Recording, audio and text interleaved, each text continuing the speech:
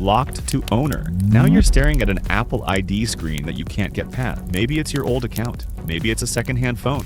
Maybe you're thinking, did I just lose access to my own device? Take a breath. You're not the only one.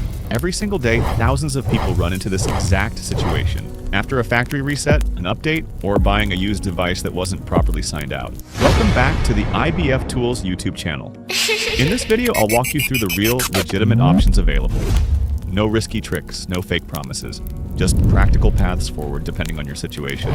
Quick reminder, Activation Lock is a security feature created by Apple to prevent theft and unauthorized use. Attempting to remove it from a device you do not legally own is illegal. Everything here is for educational purposes and for legitimate device owners only.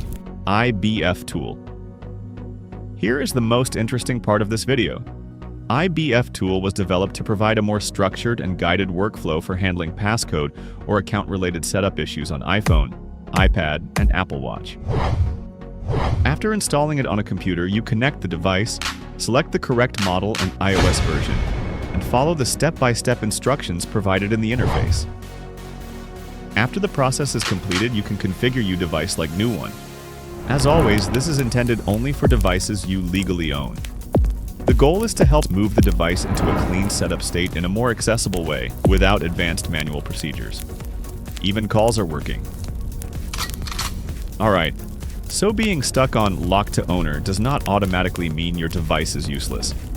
If this breakdown helped you understand your options more clearly, leave a like and tell me in the comments which situation applies to you. And remember, the safest path is always the legitimate one. Thanks for watching, and I'll see you in the next video.